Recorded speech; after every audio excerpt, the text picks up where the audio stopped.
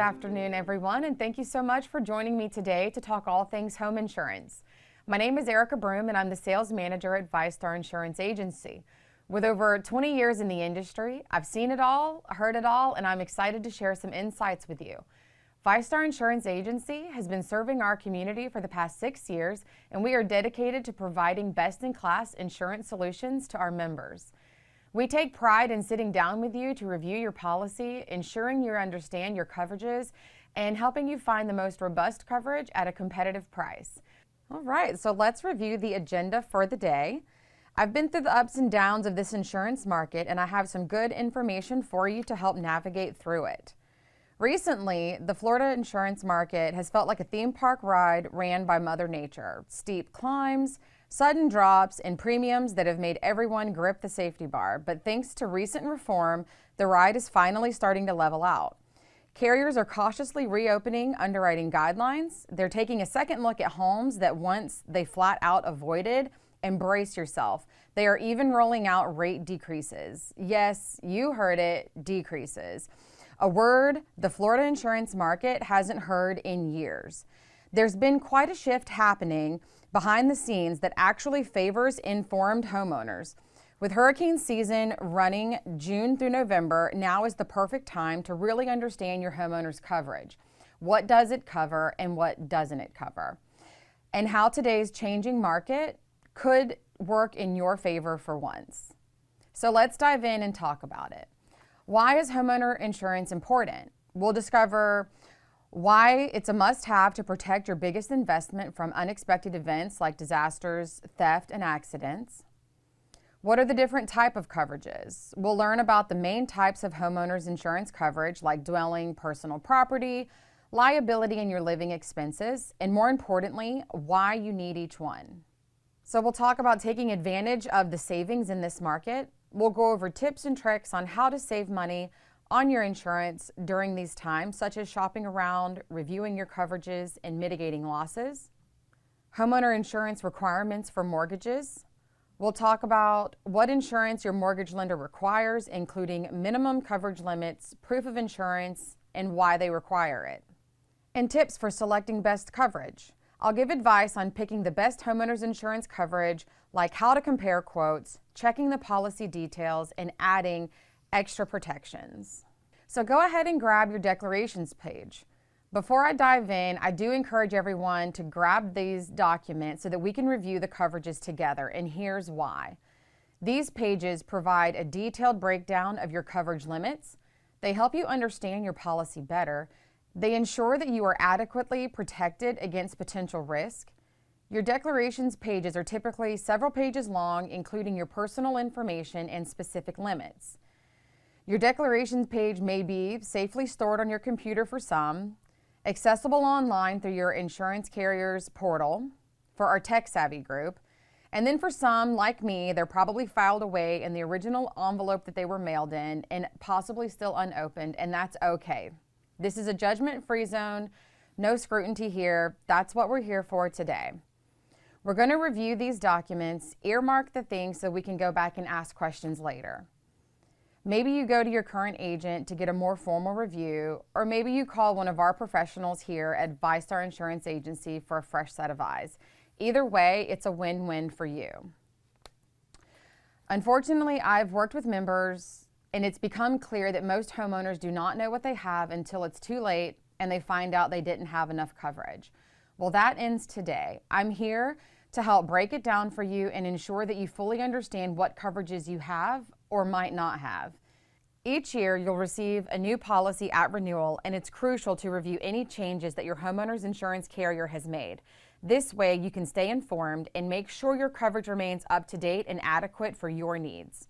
So let's get those declarations pages ready, pens and highlighters on standby, and dive into understanding your home insurance policy together.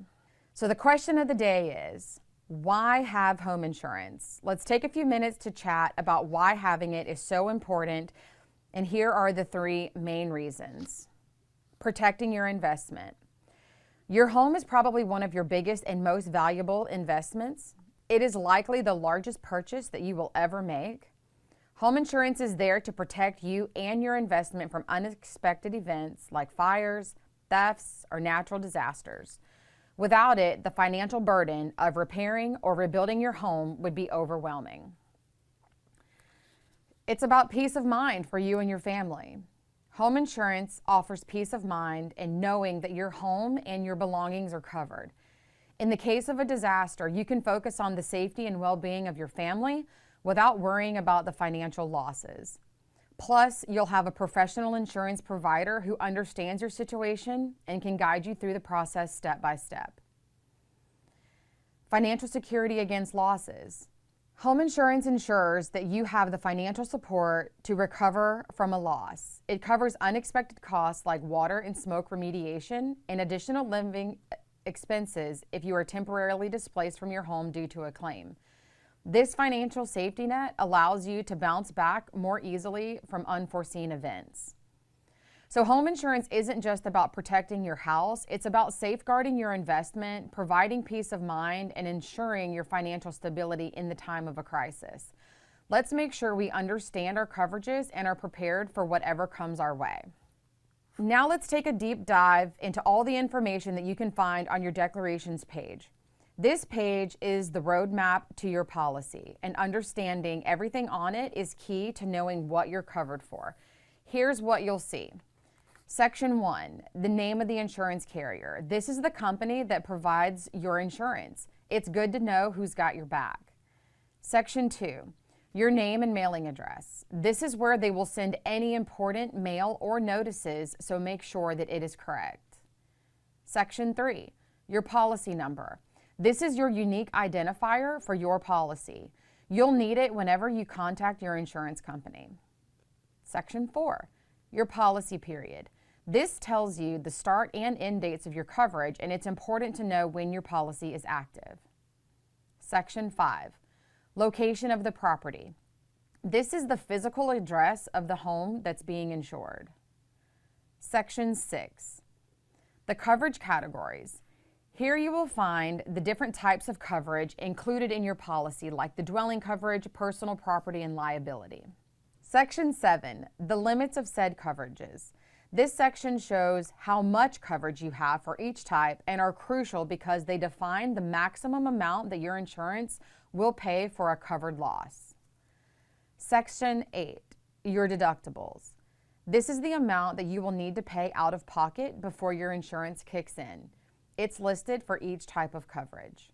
Section 9, the total premium. This is the amount that you'll pay for insurance coverage annually.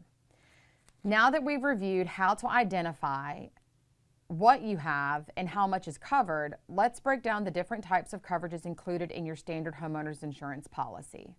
Understanding these will help you see the full scope of protection that your policy offers.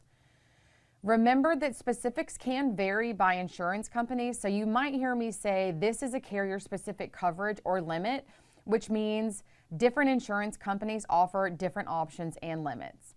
So as we go through each type of coverage, make sure to check your own policy documents to see exactly what is included and how much coverage you have. This way, you can be confident you're fully protected and understand your policy essentials. This way, you can be confident and fully protected and understand what your policy entails. Dwelling coverage. This is the big one. It's all about protecting the actual structure of your home, like the walls, the roof, and any built-in items like appliances. Even that fancy porch or pool is covered. Remember, the key here is to make sure that the coverage amount matches what it costs to rebuild your home if it were completely wiped out. Your insurance agent is your guide through this process, and they will help you figure out the correct amount. In recent years, the cost of material and labor have been skyrocketing, so this means that the amount of coverage that you need might be higher than you think, which can increase your premium. Other structures coverage. This part of your policy covers all the cool stuff on your property that's not actually stuck to your house. Think detached garage, sheds, fences, and even a pool. Make sure that you've got enough coverage to handle all of those separate structures. You'd hate to be caught short if something happens. Especially if you've got little ones or furry friends, that fence is pretty important. After all, it's their first line of defense against the great outdoors, so you'll want to make sure that your coverage is up to snuff in case it needs a fix-up. And let's be real, fences aren't cheap, so if you think you might need more coverage than what your current policy offers, review that with your agent and they can help you increase those limits. Personal property coverage. This one's about protecting your belongings, your furniture, electronics, and wardrobes. Usually, this coverage is set at about half of what your dwelling coverage is listed at. But if you've got some pricier items, it's smart to adjust that accordingly. Now here's a key point. You want all of your stuff insured for replacement costs, not what it would cost at a yard sale. Trust me, you'll thank yourself later when you're not getting pennies on the dollar for your prized possessions.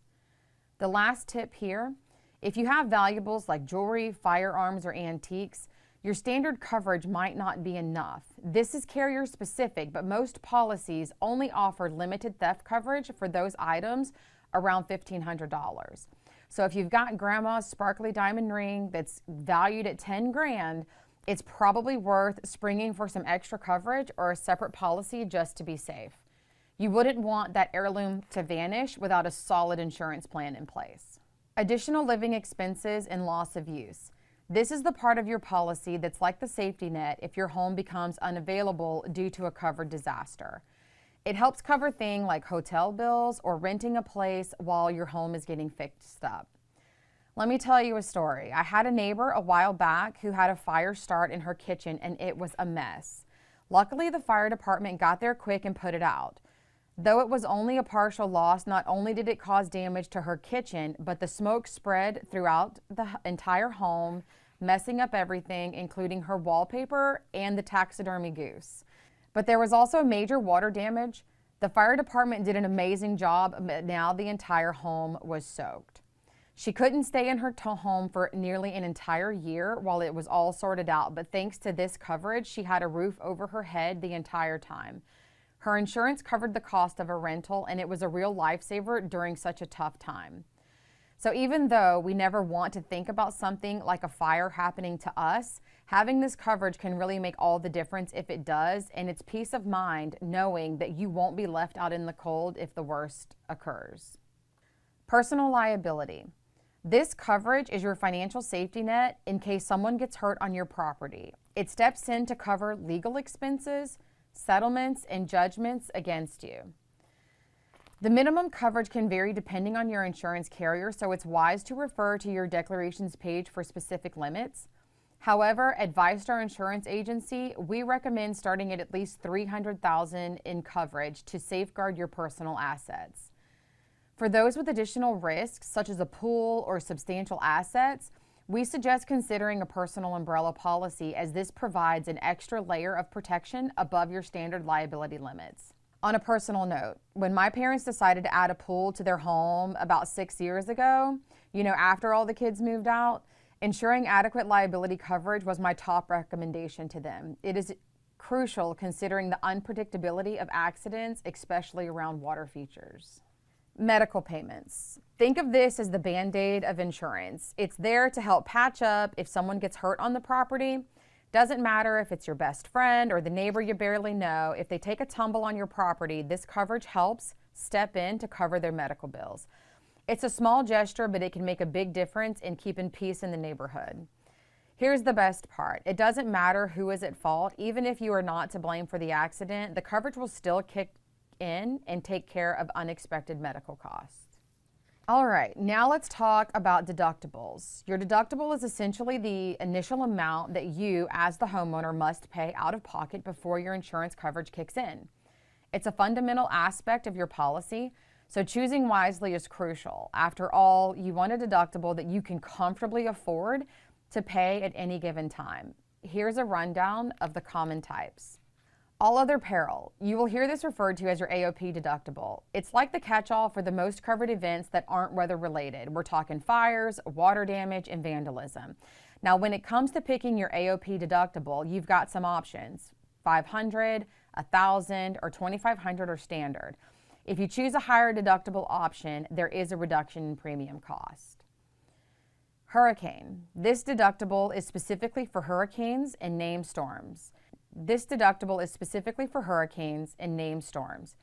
Now here's the thing, it's often a percentage of your home's insured value. So let's say that your dwelling is covered at $200,000 and your hurricane deductible is 2%. That means when a hurricane hits, you're looking at a deductible of $4,000 for any storm-related damages. Separate wind and hail deductible. This is carrier specific, so refer back to your declarations page. Some policies do have a separate deductible for wind and hail events that are not related to hurricanes or named storms. Requirements with a mortgage. So now that we've covered all the ins and outs of the different coverages and deductibles, let's dig into the why behind having the insurance, especially if you have a mortgage. It's simple. The lenders require it. Mortgage lenders want to make sure that their investment in your property is protected. That's where the dwelling coverage comes in. They require you to carry coverage at 100% of the replacement cost of your home. Why?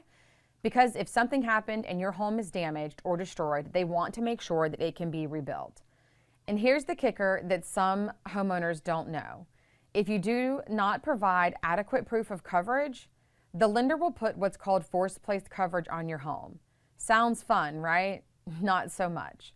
This coverage only protects the amount that the mortgage company has invested in your home and allows no coverage for your contents or liability.